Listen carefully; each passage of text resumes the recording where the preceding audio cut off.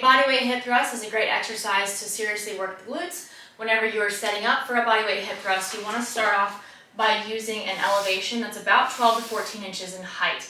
If you don't have something of that height, if what you're working with is a little bit lower, that's okay. If it's higher, you'll want to adjust just so that your lower shoulder blades are lined up with the edge of whatever you're hinging off of. So it's super important that you don't end up hinging up higher because it's going to be much tougher and more difficult to engage the glutes properly.